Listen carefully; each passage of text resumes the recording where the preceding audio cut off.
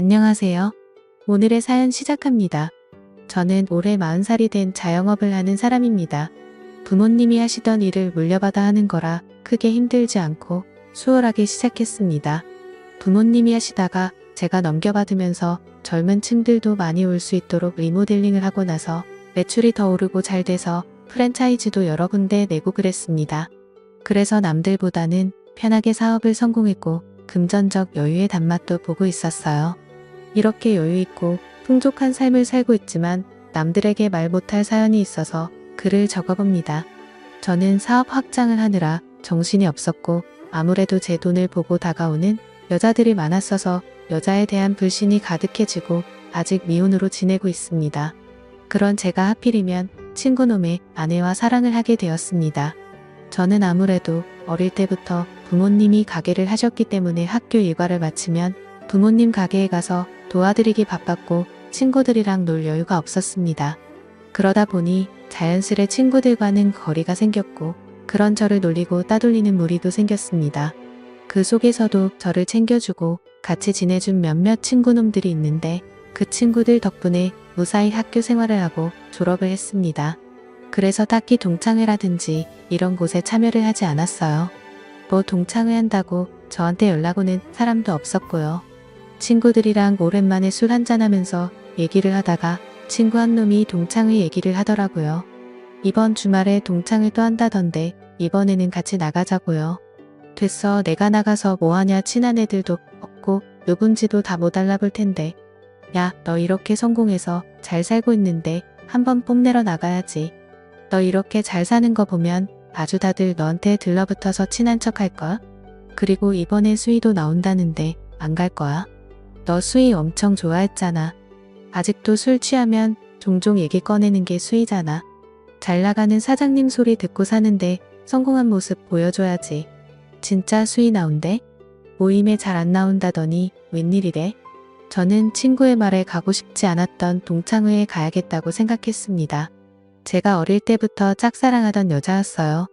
용기도 없었고 그래서 고백 한 번 못 해보고 계속 멀리서만 바라보다가 이사를 가서 소식을 통할 수가 없었는데 동창회에 나온다고 하니 가슴이 두근대더군요. 그리고 동창회에 나가서 몇십 년 만에 보는 동창들을 알아보기란 쉽지 않았습니다. 이들끼리는 종종 모임을 하며 만나왔던 터라 자기들끼리 신나게 술을 마시면서 얘기를 하고 있더라고요. 저는 저랑 친했던 친구놈들 옆으로 가서 앉았고 주위를 둘러봤습니다. 주위를 둘러보니 그래도 선명하게 기억이 나는 얼굴들이 있었습니다. 제가 짝사랑했던 그녀 얼굴이 보이더라고요. 여전히 아름다웠습니다. 옛날이 생각하면서 마음이 요동쳤어요. 그리고 또 한 놈은 저를 괴롭히던 무리 중 주동했던 놈이었습니다. 여전히 뺀질거리는 면상이 보기가 싫더라고요. 그놈도 저를 쳐다보면서 눈이 마주쳤고 반갑게 웃으면서 인사를 건네더라고요. 야, 너 용선이지? 이게 얼마만이냐? 너 요즘 되게 잘 나간다는 소식은 들었다. 출세했네. 축하한다. 별로 반갑지도 않으면서 친한 척 인사를 건네는 게 정말 역겨웠습니다. 오랜만이네. 저는 짧게 인사를 마무리했고 그냥 친구 놈들이랑 술을 마셨습니다. 한창 동창회는 술판이 벌어지며 물이 익어갔고 다들 점점 술에 취해갔습니다. 근데 아까 그놈이 다시 저한테 와서 말을 건네더라고요. 야, 용선아, 너 아직 내가 옛날에 괴롭히고 그랬던 거 마음에 담아두고 있는 거냐? 미안하다. 내가 너무 철이 없었어. 나도 후회가 많이 되더라. 근데 미안해서 연락을 할 수가 없었다. 알잖냐?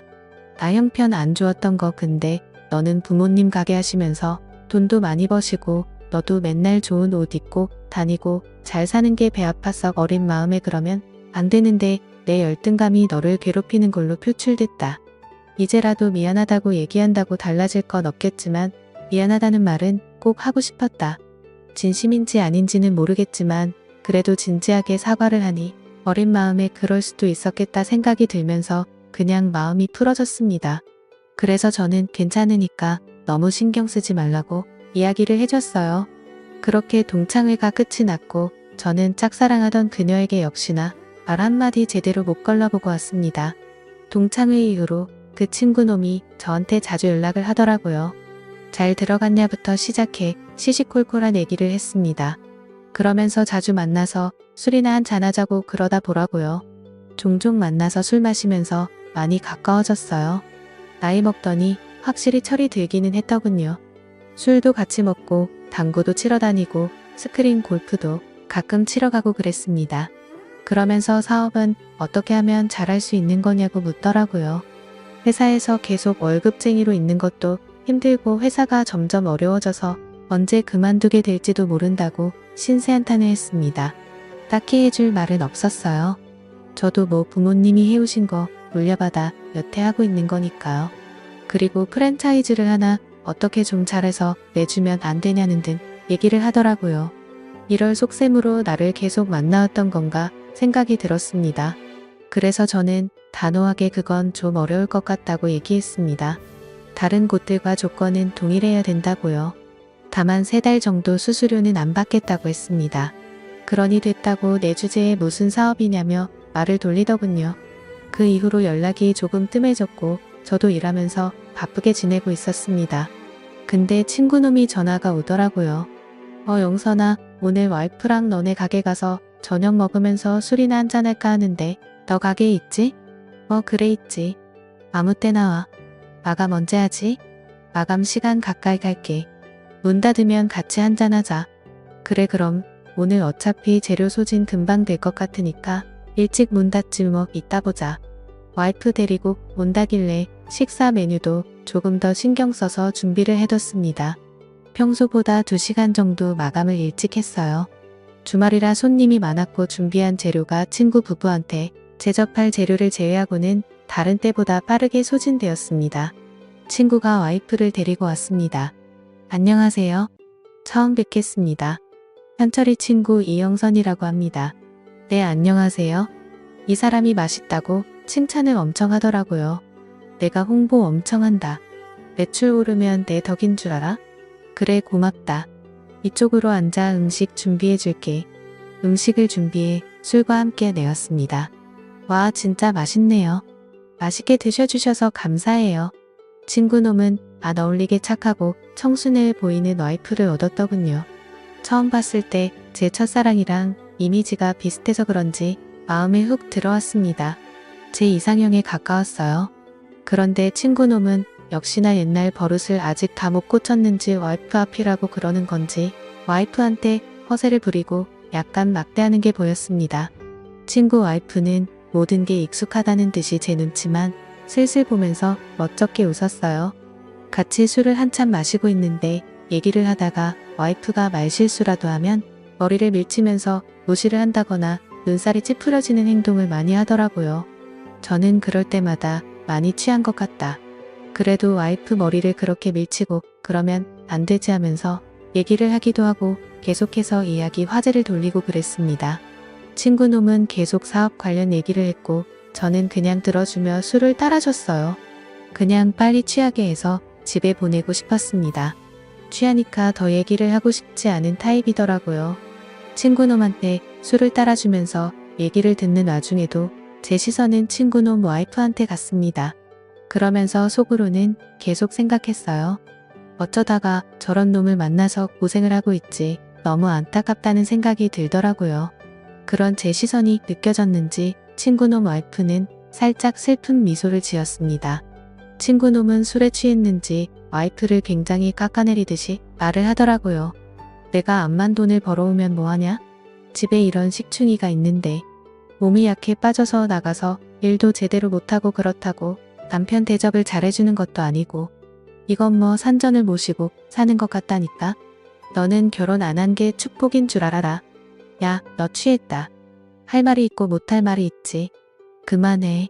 내가 뭐 없는 말 있냐? 네가 말해봐. 내 말이 틀려? 여보, 그만해요. 많이 취했어요. 뭘 그만해. 내 말이 틀리냐고. 한참 주정 부리던 친구놈은 결국 잠이 들었어요. 진상도 저런 진상이 없었습니다. 친구놈 와이프는 화장실 좀 다녀온다며 일어났습니다. 눈물이 고여있는 걸 보니 울어서 화장실을 가는 것 같았습니다. 저는 걱정이 돼서 화장실 앞에서 기다렸어요. 그녀는 문을 열고 나왔습니다. 괜찮으세요? 네, 괜찮아요. 죄송해요. 괜히 와서 추태만 부렸네요. 예린 씨가 미안할 게 뭐가 있어요? 현철이 저놈이 생각이 없는 거지. 왜 참고만 있어요? 다 맞는 말 하는 건데요. 뭐, 그리고 오늘은 많이 취해서 더 저러는 거예요. 예린 씨, 저놈이 저러는 거 당연하다는 듯이 받아주고 참고 살지 마세요. 예린 씨도 예린 씨 부모님한테는 소중한 딸인데 왜 이런 취급을 받아도 된다는 듯이 그럽니까? 예린 씨부터가 자신을 소중히 생각하고 아껴야죠. 제 말에 그녀가 눈물을 다시 흘렸습니다. 아, 죄송해요. 왜 이렇게 눈물이 나지? 예린 씨, 당신은 충분히 더 많은 사랑을 받을 자격이 있는 사람이에요. 무시당하는 게 당연하다고 생각하지 마요. 그리고 울지 말아요. 예린 씨 우는 거 보면 제 마음도 아파요. 저는 그녀를 화장실 안으로 다시 들어가게 하고는 저도 모르게 입맞춤을 해버렸습니다. 그녀는 많이 놀란 듯 했지만 눈물을 흘리며 제 마음을 받아주더라고요. 친구놈이 그녀를 무시하고 막대하는 게 옛날 제 모습을 보는 것 같아서인지 그녀에게 마음이 더 갔습니다. 저와 그녀는 서로의 마음을 확인하고 친구는 모르게 사랑을 키워나가고 있습니다. 인연이라는 게 따로 있는 걸까요?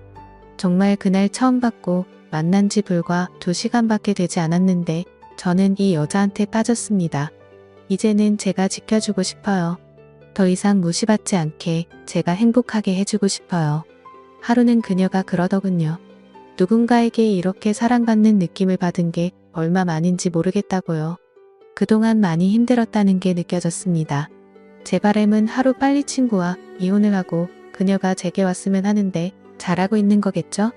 더 이상 친구놈 옆에 있는 그녀를 보기가 힘이 듭니다. 오늘의 사연 여기까지입니다. 오늘도 시청해주셔서 감사합니다. 구독, 좋아요, 알림 설정 부탁드려요.